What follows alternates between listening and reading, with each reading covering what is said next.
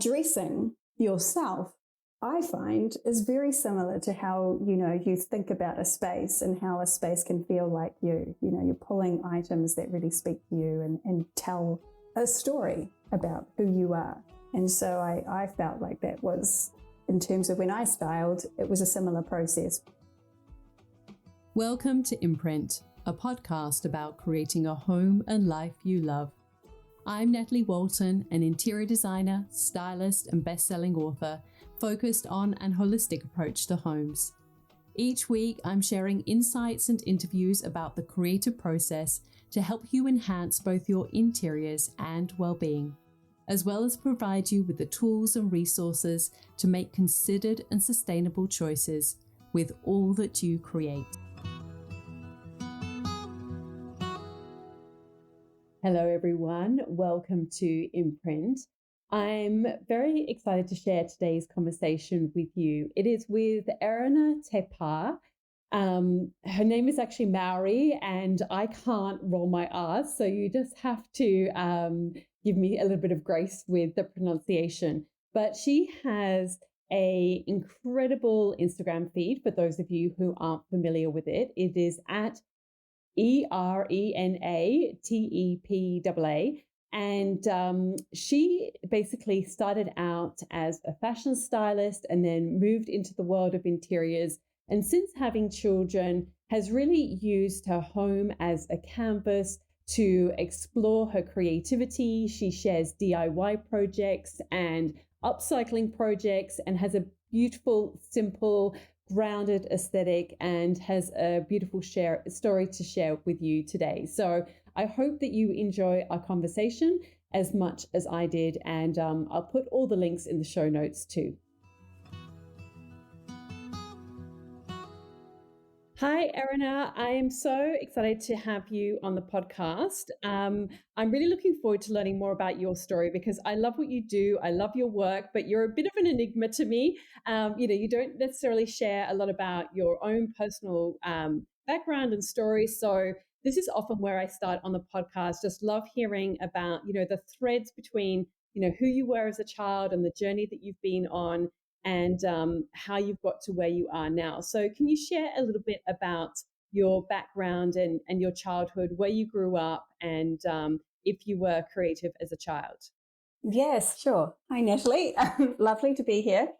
Yes, so growing up, I was one of two brothers, either side, middle child. And I had a lovely childhood, but I definitely was very crafty growing up. And I think it's funny because I only know from looking back and actually self-assessing and going, well, actually, I had a grandmother who was around me all the time, and she was a sewer, and she also worked at an opportunity shop, which is thrifted clothing.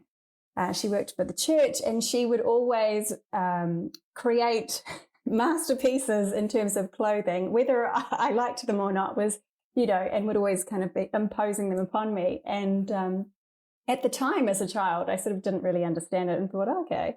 But as I've grown, I have basically crafted all my life, and I have a love of secondhand pieces, and so I like to say it's because of her, because she was kind of always there. I mean, she passed away when I would have been at high school. But by that stage, it had all sort of sunken in, and I had kind of taken on a lot of these qualities and traits, which I now see brought to life as I'm obviously a lot older. But yes. Oh, sorry. No, carry on. So sorry, because what I was going to say is, if anyone hasn't seen your Instagram feed, I'll definitely link to that in the show notes, because your home is beautiful and amazing, and you are often sharing creative projects, sort of, I guess, how would you describe it? Like you're kind of upcycling objects, or you're kind of reinventing objects from found pieces? How would you describe it? I would say upcycling. I mean, I wish there was a more, I don't know, like I kind of think it sort of encompasses everything when you say upcycling, and people, I don't know, in my mind, I'm thinking of like child projects. But that is essentially what I'm doing. And I remember very vividly when I was in high school, third form, and I partook in a competition which was recycled wear. And I found myself in that section. I was like, this is me. This is where I belong. And I made a Victorian dress. My parents have a picture somewhere, but I made a Victorian dress out of fertilizer sacks, which I'd sewn together and paraded around this stage, looking, I don't know, like Little Bo Peep or something. And I loved it. And I just loved the idea of looking at something that I guess we sort of see as being something else. And I see it as something else. And so I just love to transform it. But in its essence, it is upcycling. And I still do it, Yeah. as you know. Yeah, I mean, the creations are incredible, and like I said, you must, if you're not familiar with Erena's work, then you must go and check them out. But so then tell us about, those kind of teenage years where you're starting to think about what you might do after school. What were you thinking you were going to go into, post school, and what did you do after school in terms of, did you go on for further study or did you start working? I'd love to know some more. Yeah. So for a time, I thought that I wanted to go into fashion. So I did, at high school, I did a lot of sewing classes, and turns out I'm a terrible sewer. Me too. Yeah. And so really fertilizer sacks is pretty much like my laneway versus actual fabric. So I learned pretty quickly that was something I actually didn't like. And then throughout, as high school kind of persevered, and then I went into university, I sort of headed down more of a journalistic trail where I did a lot of, it was more to do with writing, and communication studies was what I did at university, which I think now I loved it because it was a bit of everything, but it was also a little bit like, at least the way I saw it was for people who didn't quite know where they fit, but they played to their strengths, which at that time was also writing. And so I did that, and I thought, well, I want to be a journalist, And then I did a couple of journalism papers, and I realized I really don't want to be a journalist. And but I finished my studies, and that was all fine. And I sort of ended up in marketing roles for corporate brands and things like that. And that was fine. I was good at my job. But again, there was always this kind of inkling, like, what you need to be creative. And it was actually my lovely boss at my first ever job after university. And she goes, look, I've seen an advertisement for a day as a stylist. And I was like, oh my gosh. And she said, you need to apply. You need to do everything you can. So I did. I submitted all of these mood boards and sent them off. And I won this competition to to win a day as a stylist. Now, the stylist that I was going to see, she was a personal stylist. So fashion, clothing, finding your personal style. And that was a wonderful experience. And at the end of that day, she said to me, well, actually, I think you have what it takes to work for me. And I was like, okay. Like, so I came in this weird, like, who does that? Like, and so I ended up working for her as a stylist for a couple of years. And that was great. I learned a lot about, colors, but it was mainly sort of what you wore. But I think in my heart of hearts, because the job was away from my now husband, I was always going to come back to Hamilton, which is where I live now, and settle down. And I wanted to still be in a creative job, but I needed to be closer to home. And so I ended up, it's kind of a case of who you know. And I ended up meeting who was she at the time? She was a friend of a friend, and she needed a stylist to help put together a campaign. And I said, well, I do styling, but it's a little bit different. And she basically took a chance on me. And I did this campaign, And then the photographer and the creative director were like, well, we see potential in you. Here's some other campaigns. Do you want to do them? And that's kind of how I ended up doing, it was first fashion styling, more commercial. And then they had a couple of, I guess, catalogs, marketing material that had home components. And I don't really know how, rather than they were just like, oh, well, you're here. Do you want to also go into home? And I said, well, actually, yes, I've just bought a home and I love homewares. And so I started sourcing product for those campaigns and and then sort of weaseled my way into home styling and interior styling through that.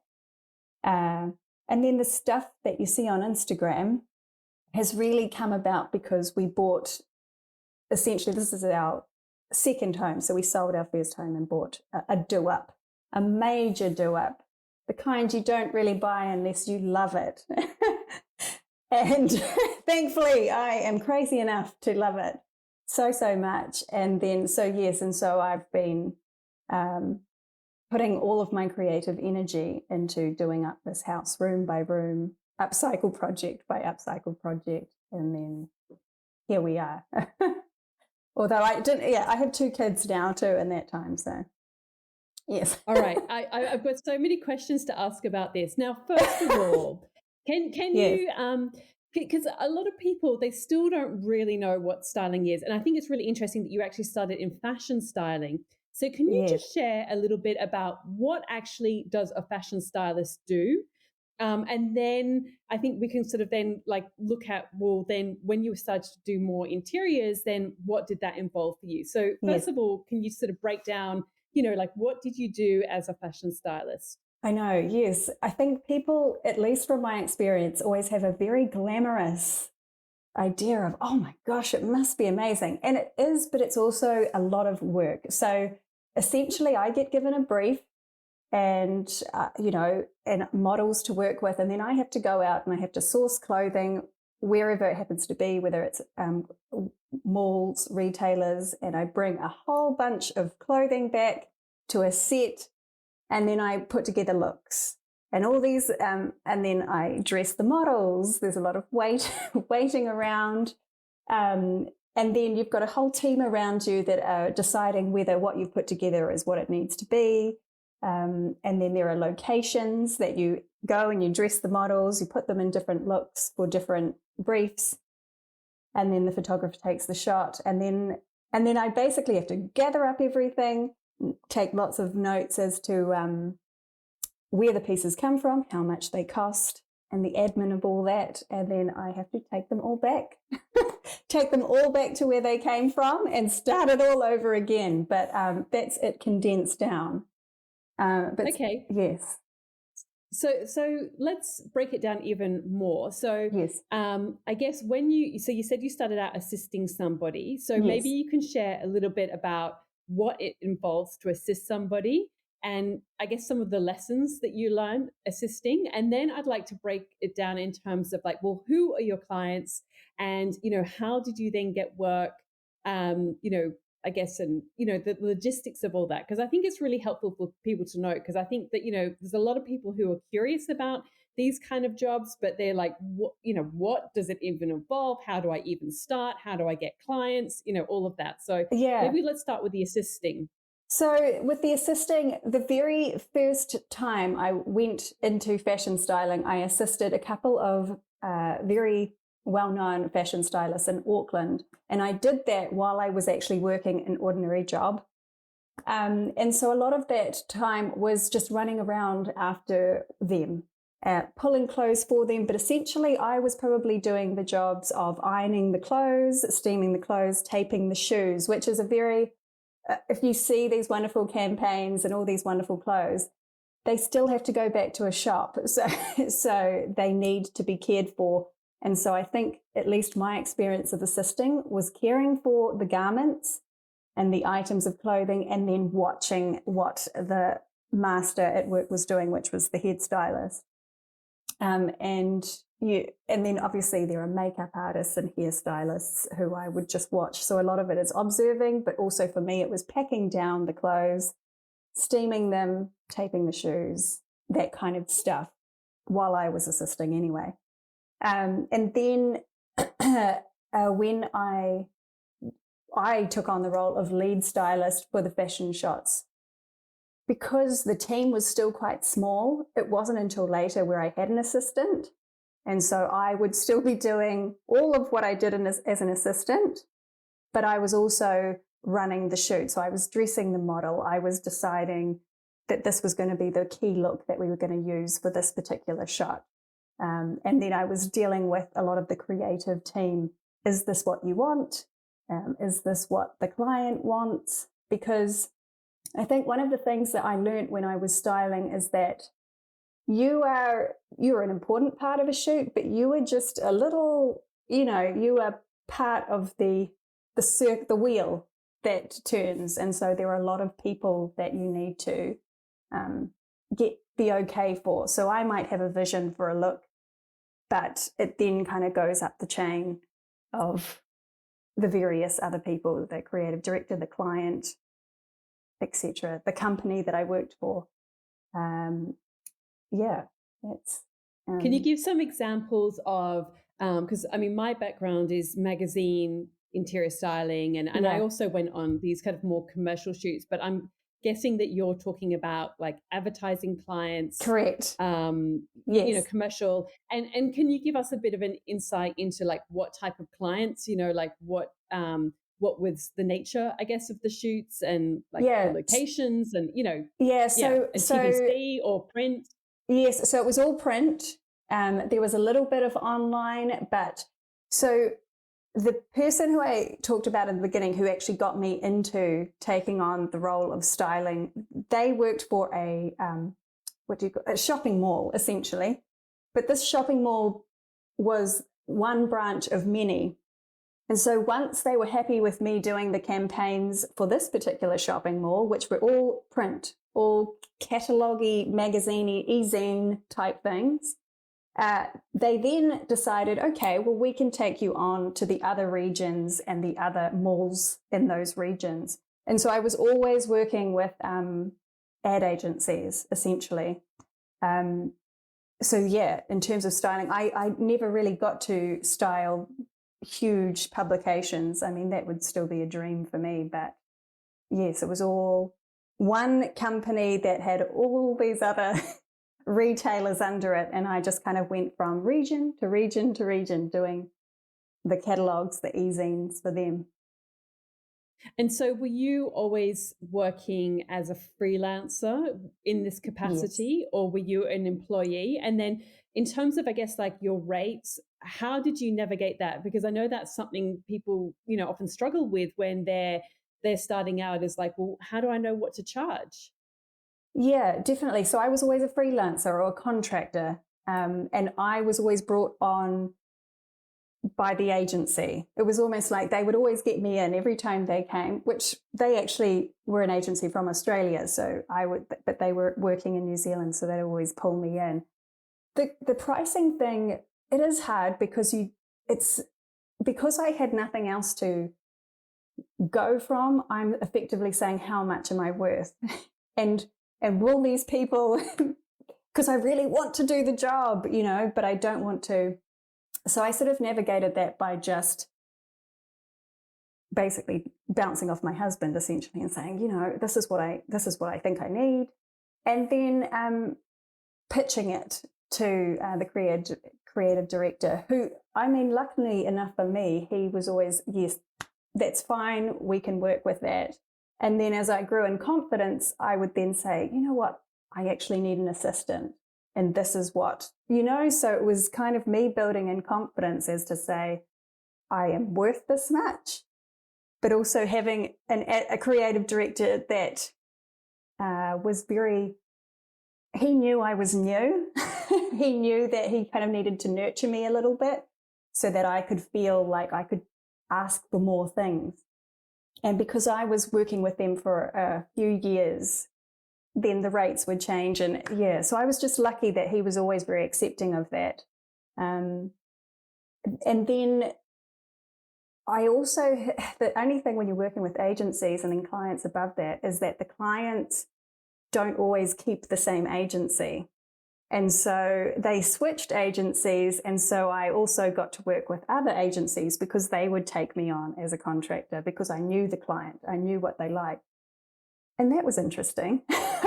Not in terms of my rates. My rates were okay. I kind of kept the same, but the way in which everybody works so differently. And I kind of, because I was an outsider, I had to sort of found myself trying to kind of mold to what they wanted or what they needed to see from me. And yeah, and I found that quite tricky, I will admit, because I was so used to working with an ad agency that I'd loved for a very long time, and then I was cast into all these types of like the high flying agencies where they just have, it felt like they had 30 or 40 people on one little shoot, to the very small agencies where you've got like 3 or 4 people.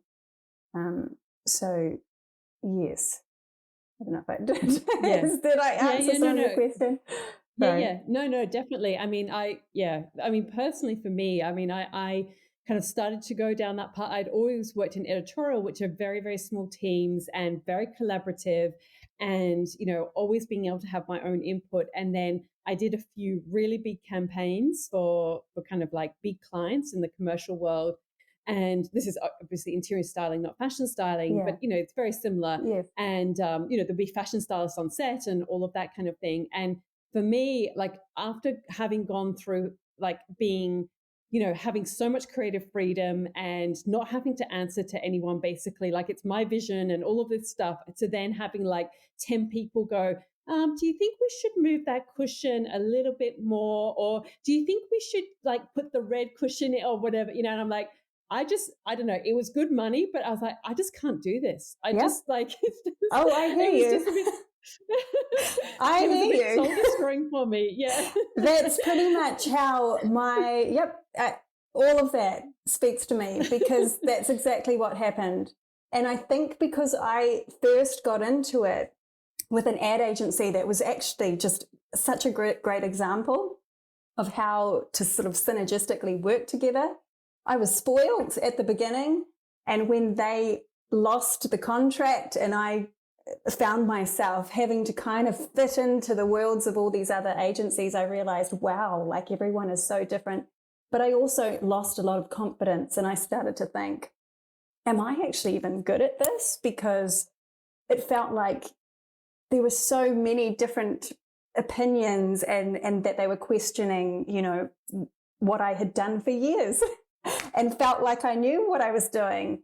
And that for me was kind of the beginning of the end of, I guess, styling in those kinds of capacities. But it was also when I was thinking about having children, and when I'd had a child, and I was about to have another, and then the pull of family and needing to be at home and not in planes and cars, and so it sort of, I felt like it came to an end at a time where I was ready for it to, but I also stopped enjoying it because there were too many chiefs and I was starting to just lose faith in what I was doing and my value. So, but the world of doing it, I loved. When it was good, it was amazing. But when there were just so many different opinions and so many different people telling me, should you be doing this? Should this not be in this place? And I'm thinking, I like it. I think it's great there. So yeah, I feel you. So I'd be interesting to get your take as somebody who has worked in the world of fashion and fashion styling. What do you think are some of the universalities between fashion styling, or some of the lessons that you were able to kind of take from working in that and kind of bring it into more of the interior styling and the world of interiors? Because I do think there's a lot of overlap, with color and, like proportion and things like that. But what's your take on that? Yeah, no, I think there are a lot, at least in my experience of it, there are a lot of similarities. For me, it was simply that instead of dressing a person and pulling a cohesive look together. You're still dressing something. It's just, and for me, and what I did, a lot of it was I was product sourcing. So some of the times these pieces didn't have to go together because I guess the magic of a magazine or a catalog is that when you're reading it, you think, oh, wow, but actually all these pieces are shot individually and then photoshopped onto a page to look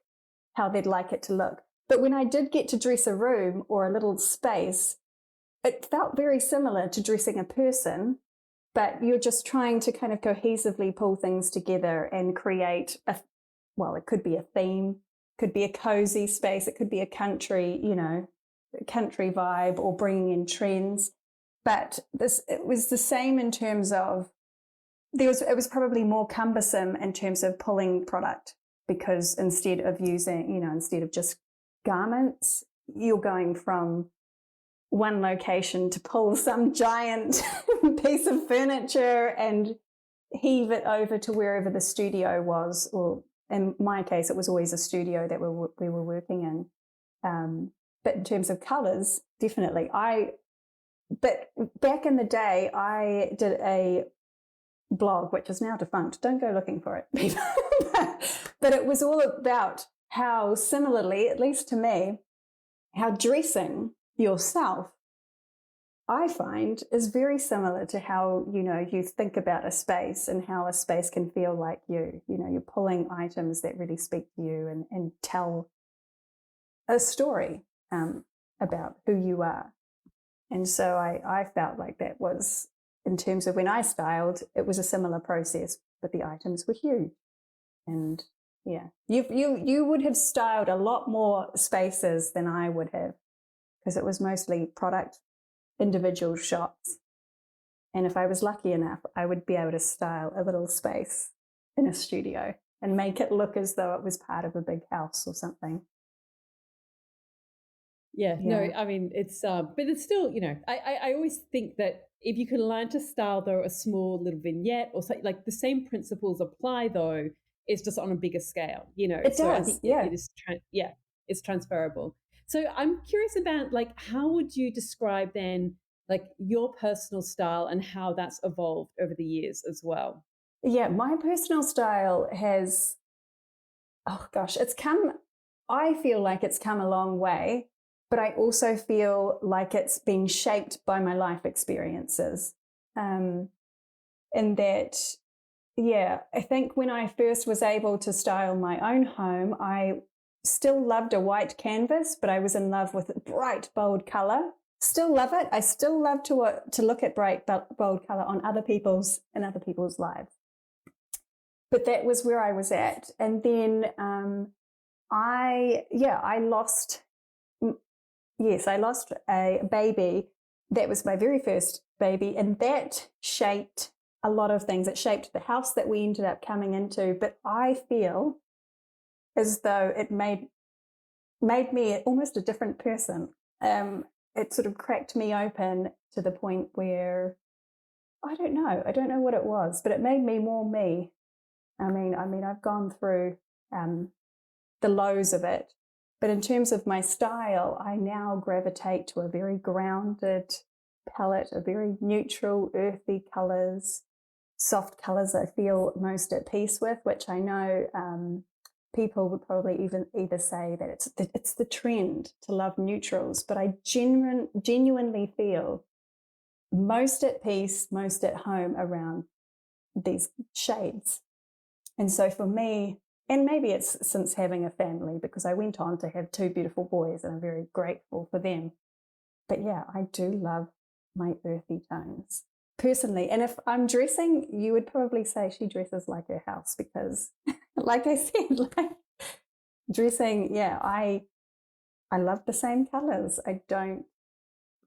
My home looks like something I would wear. I would I would take inspiration from that. But yeah, so if anything, it's gone from sort of loving the bold, bright colors, but also it was almost like a different time in my life to now where I just feel most at peace around very soft, earthy tones. Which, yeah, I find earthy tones to me, people, the the thing at the moment is beige is boring or some, I don't know. Whereas to me, I look at these colors and I find them really interesting because it's kind of like, how do you make it feel seen in a space? You know, because they're unexpected. You don't think of beige to be bold. So I like the challenge of it because I don't think it's as safe as people believe it to be. So, yeah. Yeah, I So maybe agree. that's sort You of, know, I mean, yeah, yeah. yeah, I mean, I certainly found, you know, and obviously I'm, you know, incredibly sorry for your loss. And I know you touched on it on a recent Instagram post. Yeah. And I think, you know, all of these life experiences shape us in different ways. And, you know, and I think, you know, it'd be interesting to hear about like your take on, you know, what your home kind of became for you as well after that experience, like not just in terms of the color palette, but I know for me, the like I've got 4 children and I kind of say like my children bring the color, you know, like it's because there's so much, like there's a lot, there's a lot of noise, like there's a lot of vibrancy with 4 children, and it's like for me personally, I just need the simplicity of, and I do want to ask you about your the simplicity of your home because it is incredibly pared back, and you know I love that about it as well. And you know that's when I actually became more and more attracted to living simply, living with a neutral palette. Like the more kind of like not complicated, but you know, the more kind of levels of complexity, you know, came into my life through my children and like work and juggling it all and all of those things. Like the more I wanted to simplify my home, the more I wanted to simplify my color palette and all of that. So yeah, I'm just kind of curious with you about that in relation to, I guess, simplifying your spaces as well. Agreed. I think I often joke to my friends that I think minimalism was created by parents who just felt overwhelmed by these new people who are so they need you just to be in their lives. They need so many things from you, and life is loud that I actually feel like potentially it was just the person who started it. I mean, you'll probably know the history of it intimately, but you know, maybe it was just a tired parent that was like, you know what, we need to make some curate the things that we can curate about life and make them enjoyable because life and all its other aspects is so full and so full on. And I feel that way too. Like I think so when I lost my daughter, I felt like it stripped me back. So it kind of stripped me back to what is it that I actually like? What is it that I actually want? And then enter my 2 children now, and they just need so much, and they're so full of life that I kind of just expanded upon that and was like, I actually just want some peace. And I'm at home a lot of the time. So I'm just like, what brings me peace? and so, and for me, it's thinking about what is in my home that I actually really like. What are the colors that I actually want to be around, and trying to pare it all back, but also in a way that feels cohesive, that's easy to keep to the best of my ability. And yeah, because my children still, they have colorful toys, they have all of the things that 2 growing boys would love to have, but for me it's like, you know, creating storage for them to be able to have all those things. And their rooms, for instance, I'm in the process of changing their rooms. They used to share a room, but now they have their own spaces. And so for me, I'll be bringing more color into that, and they will be dictating what is it that, you know, they would love to see because they're old enough to kind of tell me. But when it comes to my living space, the kitchen, my bedroom, the connecting spaces, I just want them to feel peaceful. And that to me is to just have less, but in a way that still feels like there's a personality to it. Um, because yeah, I agree with everything that you said. It's there are so many things that it feels like clutter in a way, you know. Even the noise of life. I think I like the colors I like because they just feel soft and gentle. Because if anyone's been around kids, they'll know they're super noisy. And when everybody's trying to talk over the top of everyone, it's a lot. So, you know, and for me these softer neutral tones and kind of really thinking about what is it that I want to put in this space tends to be simple and pared back. Yeah. So how old are your boys? 5 and 7. So I've Okay. just left. No, I haven't just left one. One has just left to go to school. So now I Yeah. have 2 Yeah. school kids. Yeah. Yeah. Yeah. It's a busy age for kids. Like they're always creating things and there's a lot going on at that age. I've got a 7-year-old, but he's my youngest. And so something that a lot of people struggle with, particularly when they do have young children, is, I mean, obviously the amount of stuff that comes with children, but, letting go of or editing collections in general. So, Mm. are you naturally somebody who is good at maintaining a minimal kind of, or, simplified home? Or do you have to have like annual sessions of like, okay, it's time to kind of like get rid of things? Or are you good at something, like one thing in, one thing out? Like what's your kind of approach to all of that? I aspire to one thing in, one thing out. But because life is fast and busy, I don't often get around to it. So it always has to be kind of it sort of turns out to be seasonally. So at the end of every season, or just sometimes after a couple of months, I will just naturally feel like there's too much stuff. There are too many things in cupboards that I don't recognize or have grown beyond my child. And so I try to include them in that process as best as I can, because I feel like kids will be kids, but I feel like if they at least can see that more is more.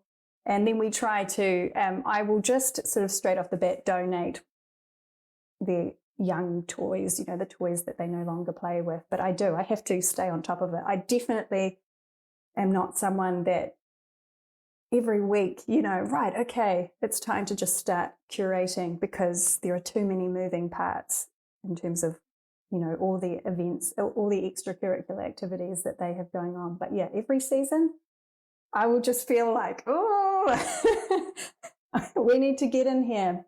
But it's usually to do with, yeah,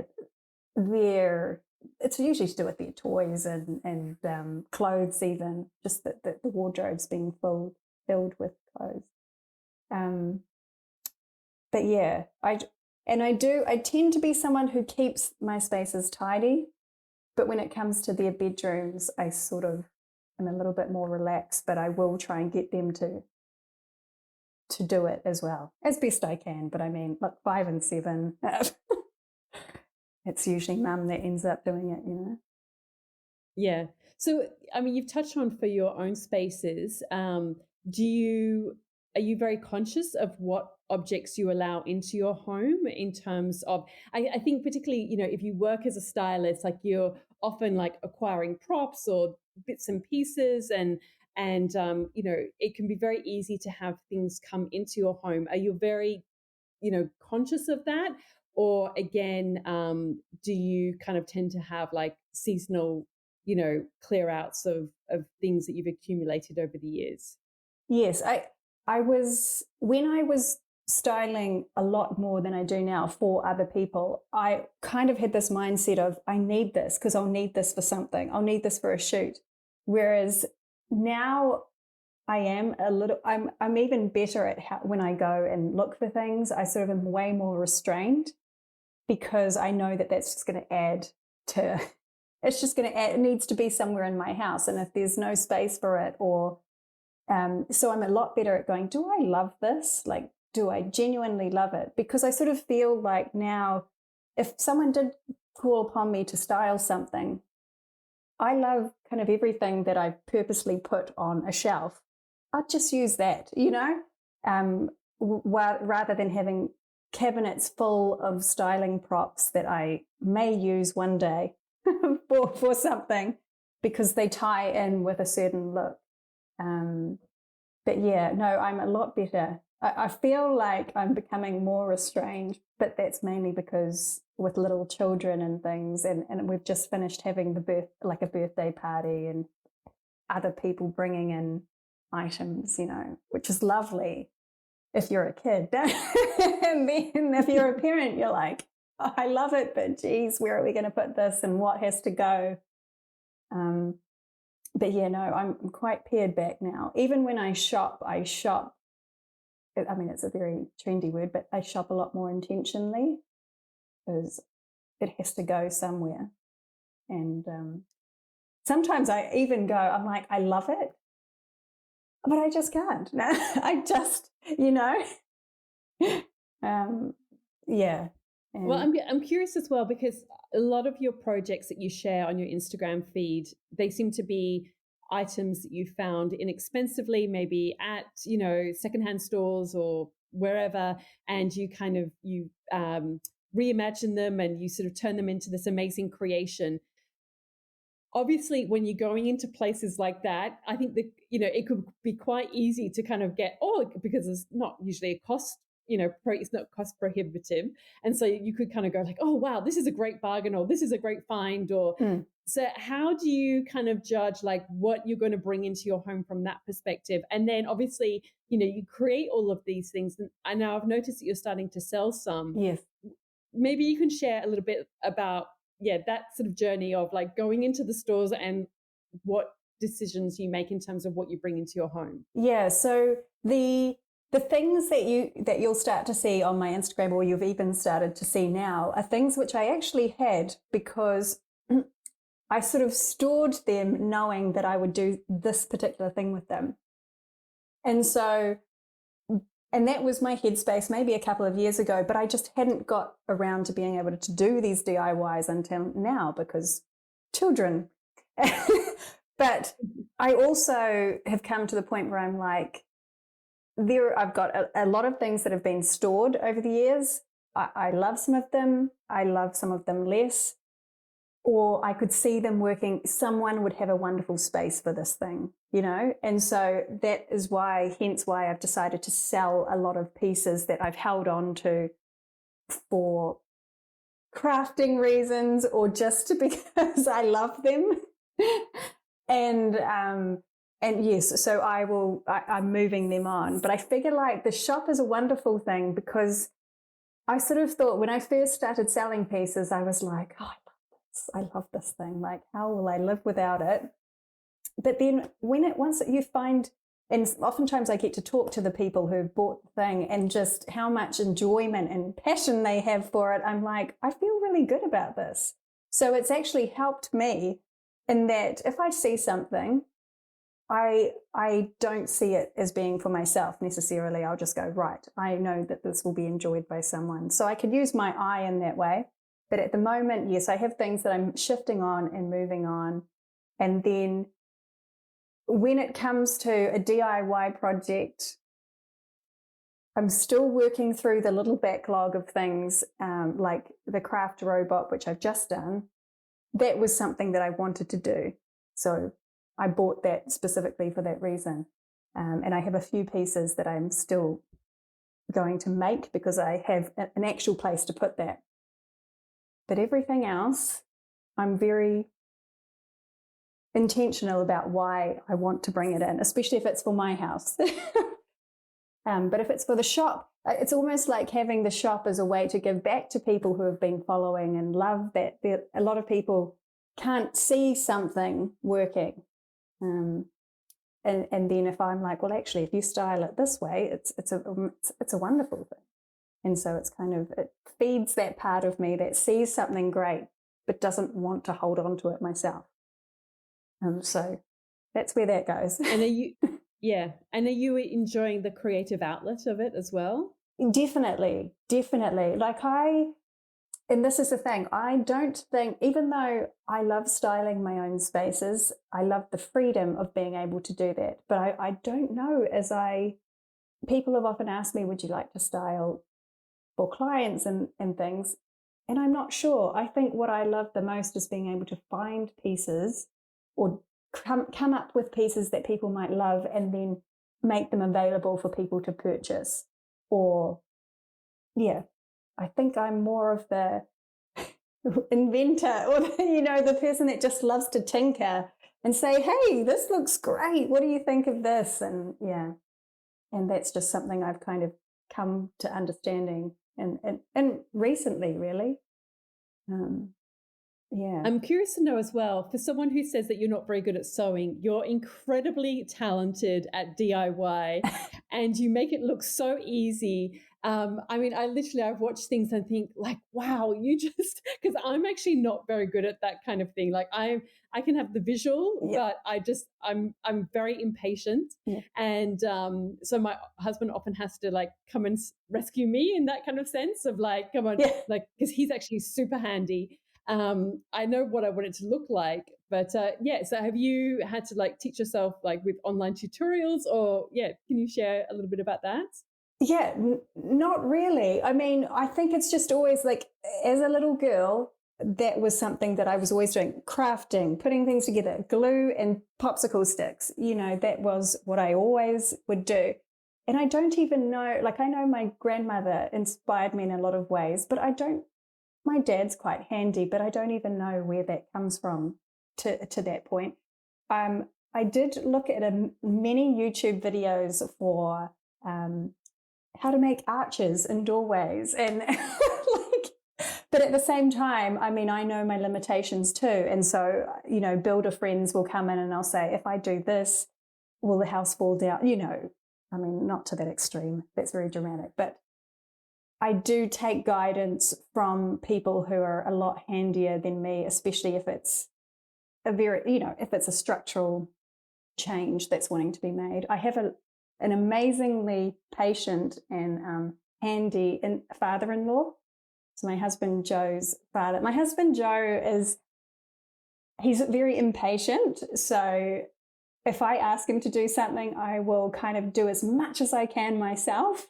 And then I'll go, can you help me with this? And he'll do it. But my father-in-law, Charles, he's got a lot of time and a lot of knowledge to impart. So he helps me kind of learn, okay, this is how you work this power tool, because sometimes it is just having the confidence. You see someone using like a big saw and you think, okay, I'm scared of that. I couldn't do that.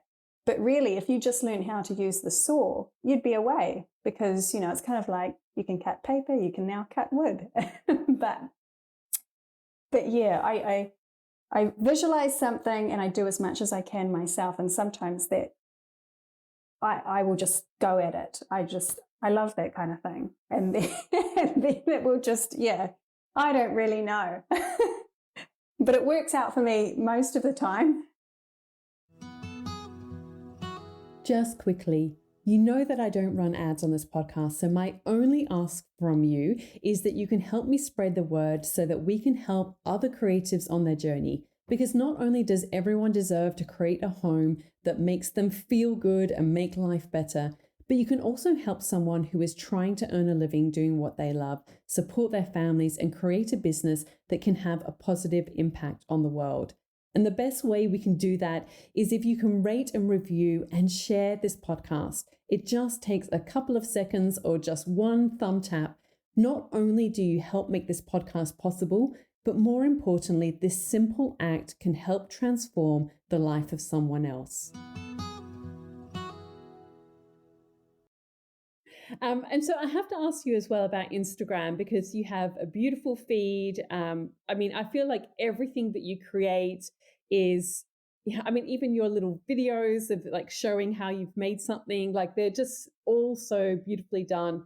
How, like what's been your journey with Instagram? How have you chosen to, share your spaces? Like what's your kind of, I guess, intention behind all of that? And what works for you? Because I think, it can be obviously such a minefield as well, like in terms of, I don't know, all of the thoughts and all of that side of things as Yeah. well. Can you share, and how do you choose to show up on Instagram as well? Yeah. Well, I think it's funny because for me, it really all started in me changing rooms in my home and then sharing that. And I won't lie, when you see what people seem to like from you, you sort of think, oh, well, I can do more of that. And so I sort of found myself on this trajectory of like, okay, well, what works well? What do people want to see? Because, and then I create, and I would create from that place. But in the last, I don't know, I feel like Instagram has changed quite a lot. I feel like I don't even understand what, what's going to be seen. Who knows? Like, what are they up to?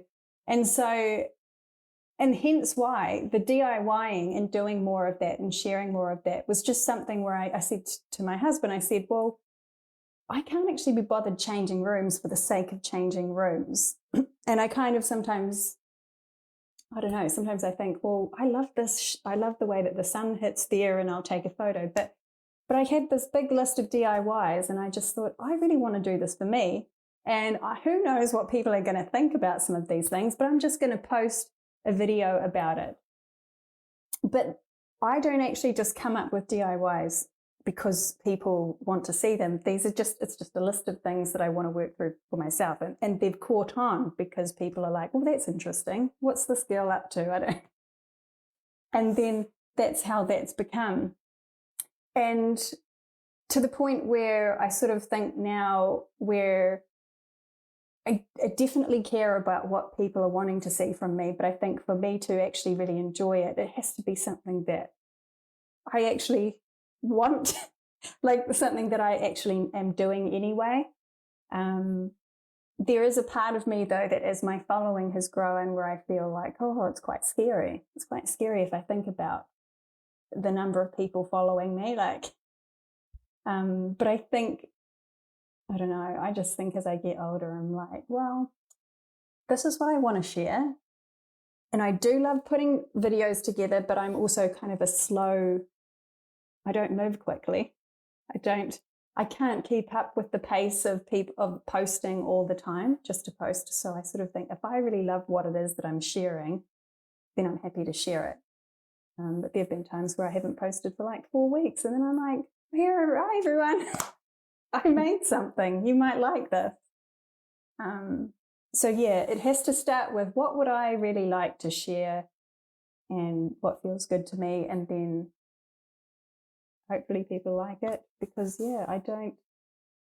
And then as to where that's going, this is a good question. I mean, I've obviously have the shop as a means of, and I've sort of can commit to putting new things out seasonally, because when you have pieces there, you've got to restore them or repair them, and that takes time. But in terms of Instagram, I always posted because I genuinely love it, and I love to add value or be, I don't know, maybe it's entertainment that people keep watching for. But I feel, yeah, I don't know. I'm just someone that loves to create things. I just love being creative and sharing that. And I would love So it's to. a creative, yeah. Yeah. Sorry. No, I would love I to was be gonna able say, to so do it's like that. How do I do this, Natalie? Where am I going? Yeah, it's, I don't know. I'm kind of one of those people that let's just see where it goes. Let's just see, let's just keep doing what you do and see. But I don't Yeah, know. so it seems like it's a creative outlet for you. I mean, you Mm. don't really share much about like your family or your personal life or, that kind of thing. Like it seems to be very much about your home and what you create in your home. And is that where you feel most comfortable? Yes, although it is, I used to share a lot more about my family or my boys, but then I sort of, in the early days, that's what I shared quite comfortably. But I also found that my kids, it worked. There were two things. My kids just didn't care to be, the subjects of whatever it was I was doing. And I said, well, I don't want to I don't want to force you to do anything. But also, I don't know, I just wanted to protect them a little bit and protect their sort of anonymity. Because I realize that a lot of the stuff now on my feed is sort of driven by me. So that's the only reason why I don't really share them. I definitely love to share. I would love to share more of my personal life because it's not that interesting. I mean, it's just going about my day and stuff. So I think you'll probably see more of that from me. Um, but yeah, I think it's mostly a creative outlet, but by nature, I'm quite introverted. So sometimes I sort of think, do people actually want to see that side of, I mean, so yeah, so it's actually me battling my own insecurities maybe sometimes when it comes to all the other stuff that I share. And I sometimes think, God, there's so many things on the internet, you know, why do people need to see more, from me, or what would people even want to know? So yeah. But then when you give of yourself sometimes in some aspect, it's like you want to hold something back for yourself. So I'm still figuring out. Yeah, but it's a Yeah. purely creative outlet, and I love to be able to share that with people. And yeah, Yeah, I can relate to all of that. I mean, I'm strangely enough, people probably don't think this, but I mean, I'm an introvert too. Like I, I very much just want to be in my own space, enjoy my own company. Like I mean, I enjoy talking to people in like one on one, but in terms of big group settings, like I get incredibly overwhelmed in group settings, and I don't know. I mean, that's a whole other story. yeah, But yeah, it's just finding. I think it's an iterative process. I think Instagram, it's like you try a little bit and you see how it feels, and then you either step more into that or you kind of pull back and go, no, that actually doesn't feel right for me. And I think it's just like that dance of like step this way and see how that feels. And you just, everyone's got their own comfort level, and but like you say, I mean, you can do these creative projects and you can share them, and that can be so encouraging. And if it's something that you love doing and you get great feedback from it, then it's like, well, actually, I get so much personal enjoyment out of other people's personal enjoyment, yeah, so there's a lot of good that can come from it as well. yeah. Um, yeah. That's the thing. I'm the wrong person to ask in terms of, like, how does one make Instagram work from a business point of view? Like how, because I think for that, I just feel like the social media landscape has changed so much that sometimes you can get caught in the oh well, this isn't performing well, or this one isn't liked as much as the one that I did the other day, and then stress about that, when actually I feel that the issue at the moment is just there is so much choice. It's there is so much available and being given to people. I mean, I am guilty of looking at my phone and flicking through something for way longer than I should, and I don't even know what it was that I was looking at. I couldn't even tell you. So I feel that it's not that people aren't giving of themselves and that people don't want to see them. I think people want to see who they've chosen to follow. I just think that there is so much choice that sometimes our eyeballs and our time isn't being shown it all the time, or is just being pulled in all these different directions. And so it's kind of like, you just have to be okay with going, you know what, if only one person is like into this, so be it. But I'm just going to keep going, like dancing by yourself in a way, just so that you have some enjoyment of it, and that you hold on to that sort of passion, like going, rather than going, oh, the people, this is something like with me, I'm going, oh, well, people mustn't like this or like what I'm doing anymore. And I think that's actually not the case. I think there are just too many things. It's like with children's TV. I mean, you're either a screen mother or you're not, but my children can watch a little bit. And I just think, bring me back the days when there were 3 channels, and that's all you could do. But yeah, you just have to love what you do enough and know that, the people who want to see you and who have chosen to follow you still want to see you. So, yeah. I think that's very sage advice, and I think that's a good takeaway from it. Now, before I go to the last questions that I ask of everyone, so can you just paint a picture now? So, are you currently still doing some styling work, or are you more focused on just your own shop and the sort of the projects that you work on? Yeah, so at the moment, I am sort of tiptoeing into the world of taking on some collaborations. But I'm very particular about that. And so to some degree, they are sort of styling oriented. I guess it's to your question of like, where to from here for you, Erena? And I'm like, yeah, I might do a bit of those. But yes, the shop is there. And when I'm not on Instagram, I'm literally sanding tables and chairs and things like that for the next drop. Or at the moment, I'm designing, there's a piece that I've been designing for the last 3 years.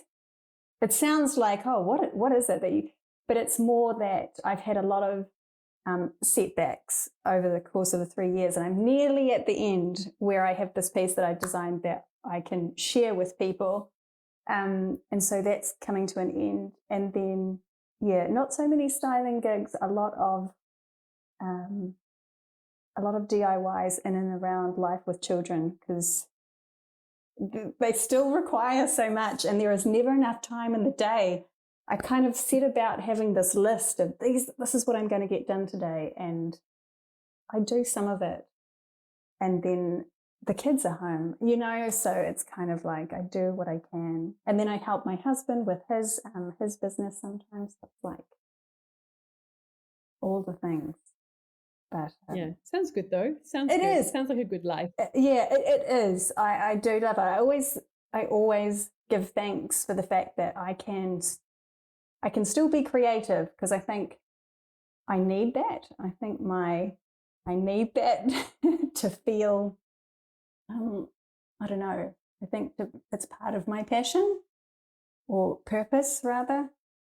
So I'm very grateful that I still get to be able to do that. In and around all the other moving parts. Sounds good. All right, let's get into I shouldn't know how many questions there are, but anyway, the last little batch. Yeah. So which 5 words best describe you? Ooh. I do think down to earth, crafty, quiet, observant. How many is that? I think that's 4, so one more. I'm funny, but people don't see that side of me. I am too. No one thinks. I know. don't think anyone thinks that. My husband always finds me. Yeah, I have I'm very.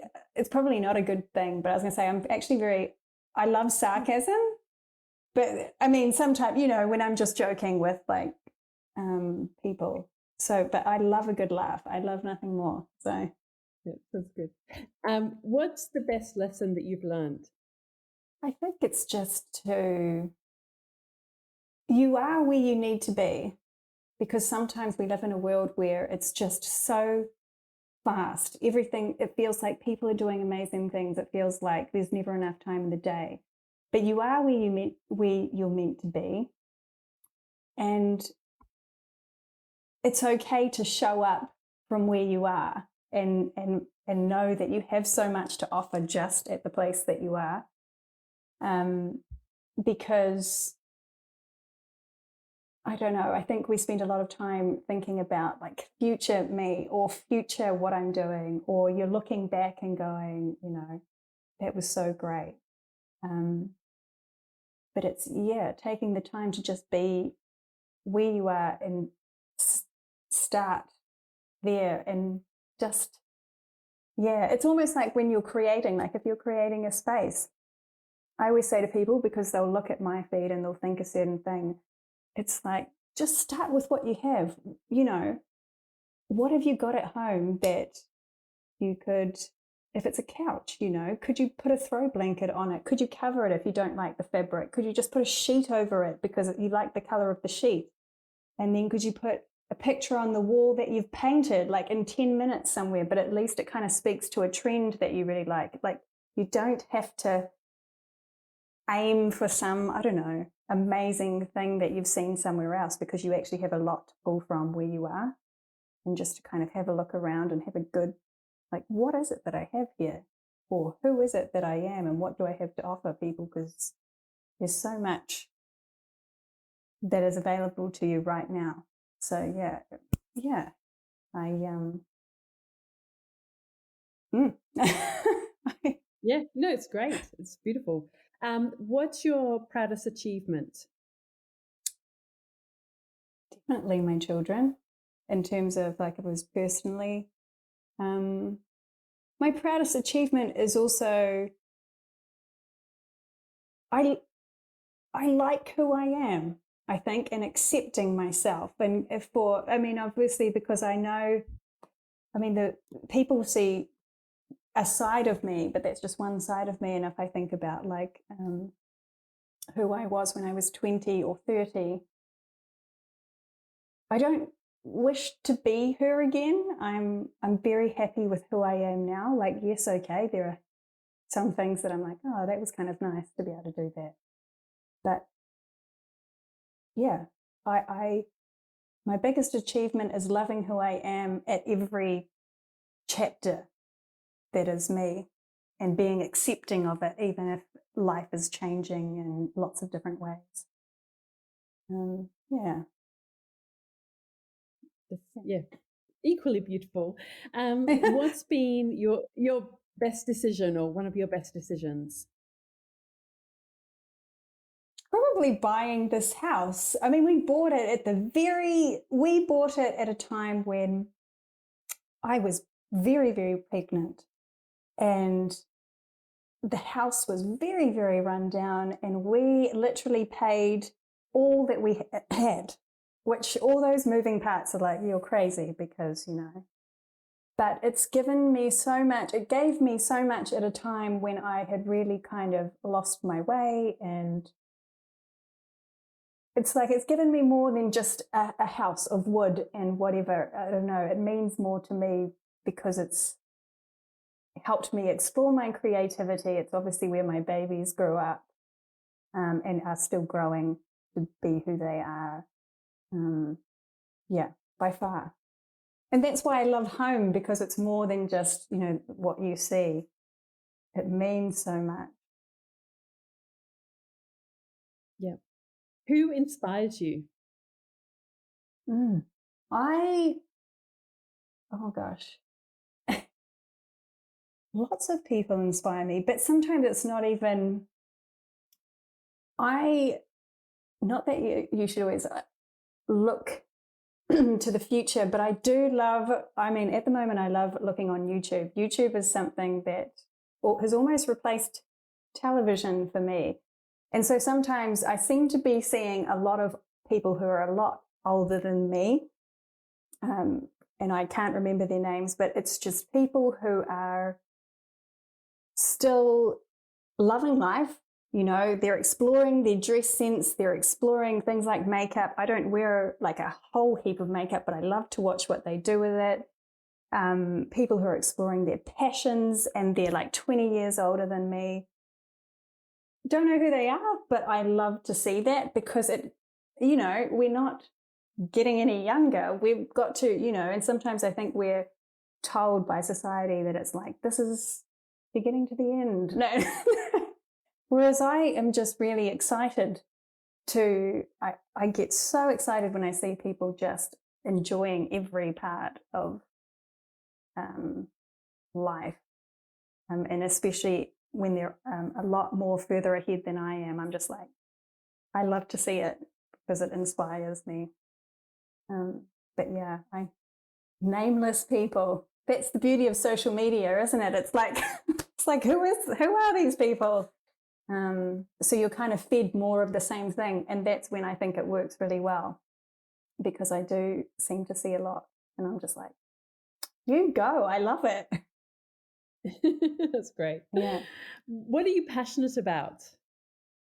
I'm passionate about my family. I'm passionate about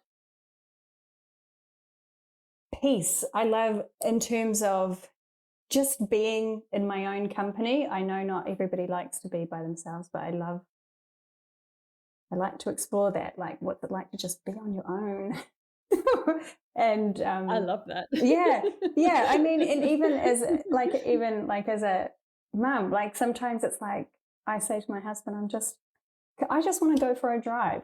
I just need to be by myself, and he respects that. And some of the best journeys I've had are to nowhere in particular, but just in my car, listening to what I want to listen to, and just being with myself.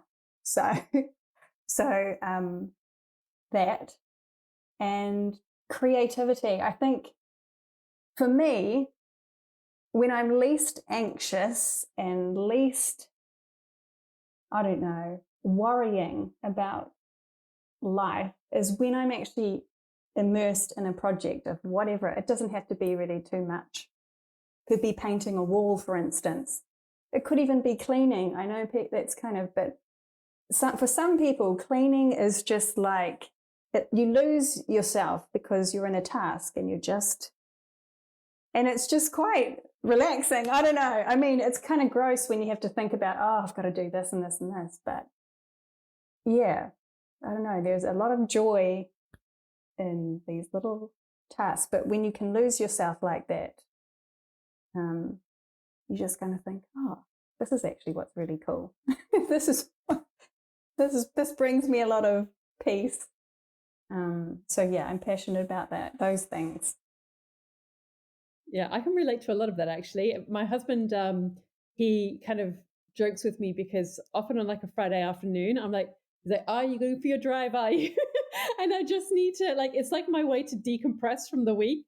And it's like I will kind of find like I've got to go and get something, and it's not really about getting the thing. Like it's just Yeah, to kind of have a point to kind of go and drive, and I just need that time to myself. And I love cleaning too. I also joke that like I could quite happily be a cleaner in some ways because I'm like I actually love cleaning. Like I love a clean home.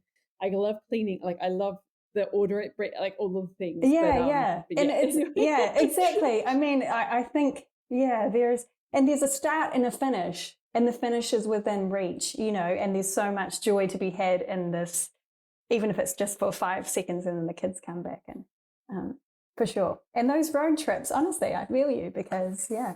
I mean, some of my best ideas have come to me when I'm just driving. Like that's it. Just me, myself in the car. Yep. What dream do you still want to fulfill? Oh, um, I, I mean, this is just, I'd love to travel more, in general. But in terms, and so that for me would be a dream just to be able to travel more and see more of the world and more of because for me, I live through, I'm a homebody. And so if I have traveled, it's through a screen and or through books. So it would be a dream to actually see some of these places or some of these things in person and, experience the culture and smell the air and go, okay, I'm here. So that would be a dream. And I mean, I know you've written books. I don't know. People have often said to me, oh, you need to write a book. And I'm like, oh, I don't know what I'd put in it. So I feel like I would like to write something, but I don't know. I don't know what that is. I don't know whether it would be a book, to be honest. Maybe I just need to write more. Start writing my own thoughts on paper more. But yeah. It will come to you if you have a book inside you one day that I on one of those car trips you'll be Yes. like, that's how I can do it. That's the thing that it is. Yeah. Exactly. Yes. So yeah, no, that's so true. I need to drive more, basically. What are you reading at the moment? Do you have any books on your bedside table or favorite Oh. coffee table books? What are you reading at the moment? I I think it's called, I know it's Happiness Becomes Her, but I haven't started reading it, and it's by Tina Turner.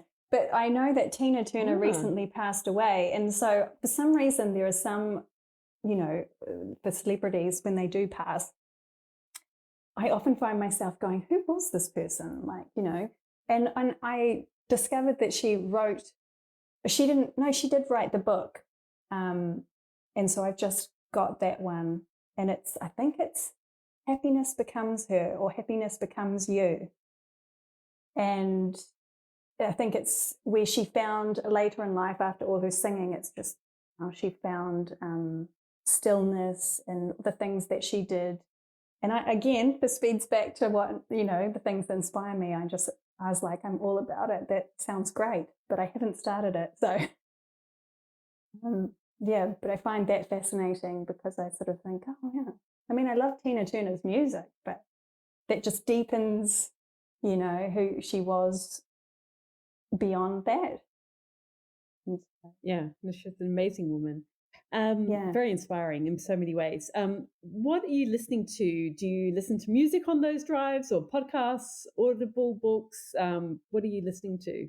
Yeah, I would love to listen to more podcasts. If I listen to anything, it's a bit of a mix. It's often interior ones or it's just crime. I'm in criminal investigations. I'm one of those people that's just like, ooh, like I don't, murder mysteries.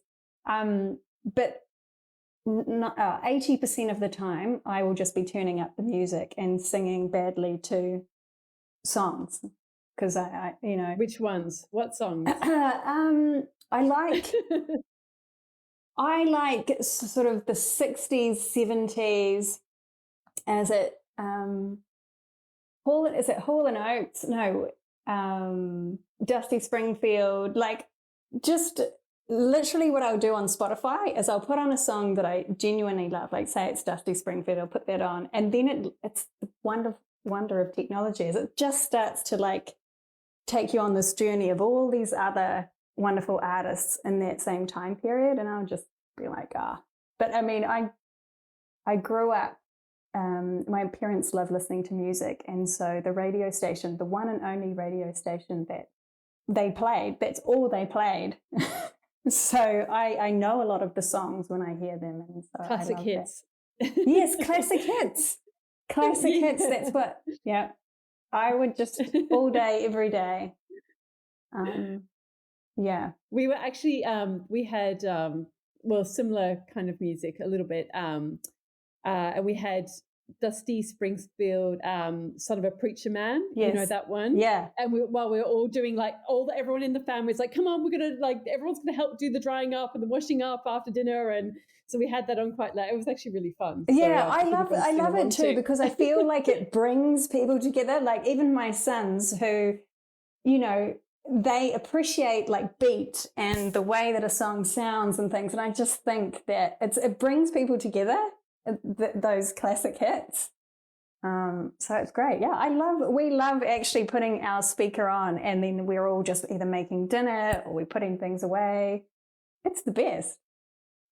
Yeah, makes it more fun, definitely. Yeah. And finally, what piece of advice would you give to your younger self?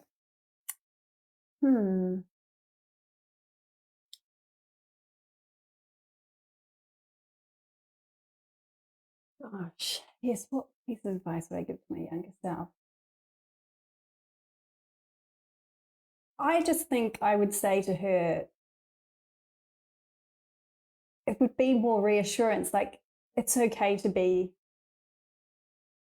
you, it would always just be like, it's okay. Because I mean, I was a very shy girl.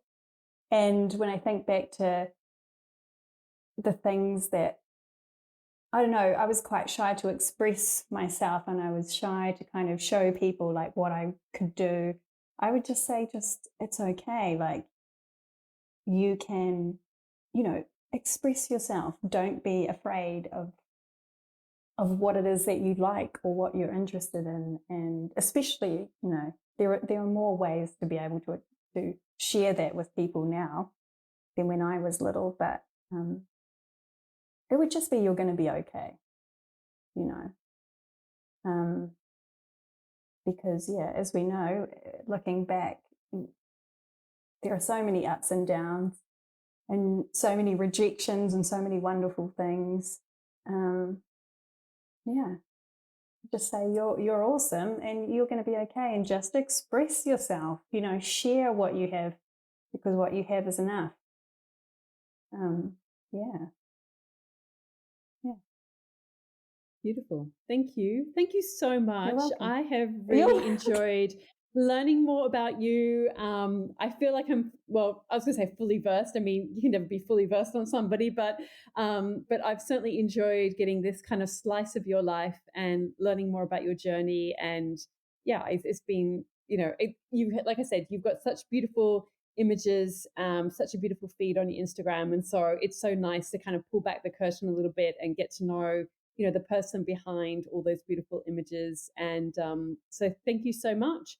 Thank you. It's been amazing. I am very happy and honored, obviously, that you wanted to talk to me. And yeah, no, and that you wanted to listen as well.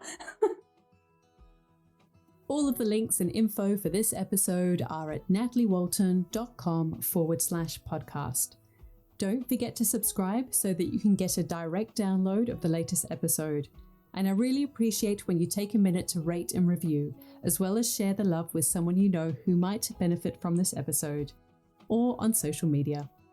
If you'd like to access a range of free resources, come visit my website, nataliewalton.com. Thank you to Jaeger Media for producing this podcast. And I would also like to acknowledge the people of the Bundjalung Nation where it was recorded, and pay my respects to elders past, present, and emerging. I look forward to connecting again soon. I'm Natalie Walton, and you've been listening to Imprint.